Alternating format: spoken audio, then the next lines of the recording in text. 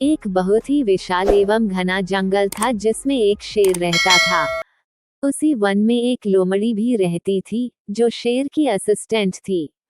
लोमड़ी दिन भर पूरे जंगल में घूमती रहती एवं जानवरों का पता लगाती। उसे कहीं भी कोई जानवर दिखता तो तुरंत आकर उसकी सूचना शेर को दे देती थी। शेर बड़ा ही खूंखार, भयानक और क्रूर था। वो हमेशा आवश्यकता से अधिक जानवरों का शिकार करता था। शेर शिकार किए गए जानवरों को खा लेता था और जब उसकी पेट भर जाती तो वह शिकार किए जानवरों को वैसे ही छोड़ देता था।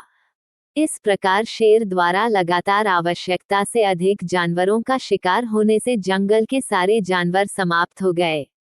धीरे धीरे एक ऐसा वक्त आया जब उस शेर और लोमड़ी के भूखे मरने की नौबत आ गई। शेर ने अपने असिस्टेंट लोमड़ी से कहा कि वह आसपास के अन्य जंगलों में जाकर दूसरे जानवरों का पता लगाएं जिससे शेर का और लोमड़ी का दोनों का पेट भर सके।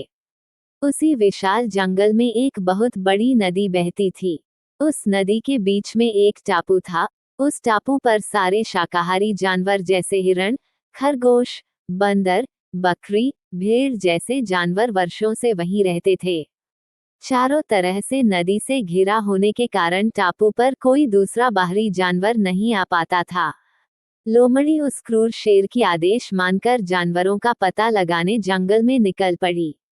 लोमड़ी ने जानवरों को बहुत खोजा पर उसे अपने जंगल में कोई भी जानवर नहीं मिला। लोमड़ी पूरी जंगल जानवरों को खोज खोज कर थक गई थी। अब वो हारकर नदी किनारे बैठ गई। तभी अचानक उसकी नजर दूर बने टापू पर पड़ी। लोमड़ी ने सोचा जरूर ही इस टापू पर कोई न कोई जानवर तो रहते ही होंगे।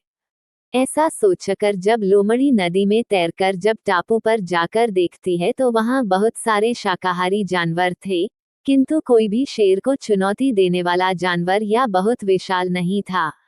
ये सब देखकर लोमड़ी बहुत खुश हुई और जंगल वापस लौटकर उसने उस शेर को पूरी बात बताई। लोमड़ी की यह बात सुनकर शेर बहुत प्रसन्न हुआ और उसने लोमड़ी को ये बताने के लिए शाबाशी दी। अगले ही दिन शेर अपनी असिस्टेंट लोमड़ी के साथ उस नदी में मौजूद टापू पर जानवरों का शिकार करने के लिए पहुंच गया। टापू पर पहुंचते ही जैसे ही शेर ने बहुत सारी जानवरों को देखकर उसके मुंह से लार टपकने लगी। शेर ने एक ही दिन में बहुत सारे जानवरों को मार डाला और कुछ जानवरों को खाकर बाकी जानवरों को ऐसे ही छोड़ दिया। शेर लगातार 2-3 दिनों तक इसी तरह अंधाधुंध शिकार करता रहा। टापू पर मौजूद सारे जानवर शेर से बुरी तरह डर गए और सभी ने एक सभा बुलाई। उस सभा में क्रूर शेर से बचने के उपाय पर चर्चा हो रही थी। सभी ने अपने अपने सुझाव दिए।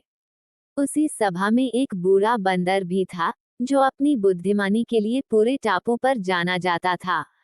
टापू के सारे जानवरों ने उस बूढ़े बंदर से सुझाव मांगा।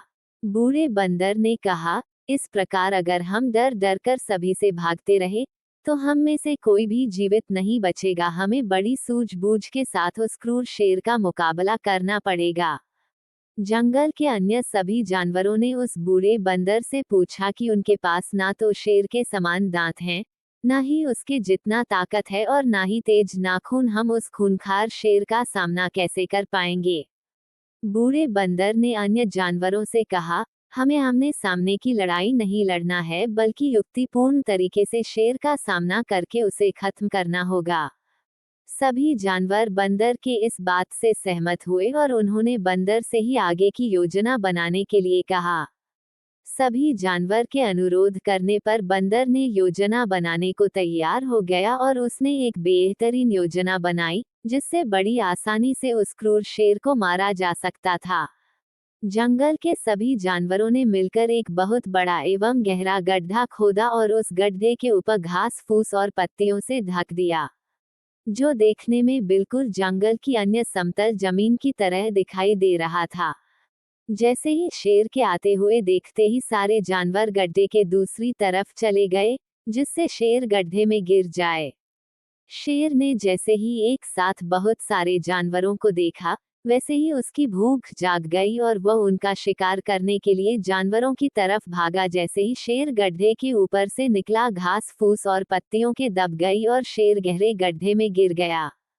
शेर ने और गड्ढे से बाहर निकलने का बहुत प्रयत्न किया, पर गड्ढा इतना अधिक गहरा था कि अनेक कोशिश करने के बाद भी वह गड्ढे से नहीं निकल सका। शेर के साथ साथ उसके पीछे भागते हुए लोमड़ी भी उस गड्ढे में गिर गई। दोनों ने गड्ढे से निकलने की बहुत प्रयत्न की, पर वे दोनों सफल रहे। भूख और प्यास के कारण शेर और लोमड़ी दोनों की उसी गड्ढे में ही मौत हो गई। इस प्रकार बूढ़े बंदर और जानवरों की सूझबूझ एवं चालाकी से उन्हें खूंखार शेर से मुक्ति मिल गई और सभी जानवर पहले की तरह हंसी खुशी एवं आजादी से उसी जंगल में रहने लगे।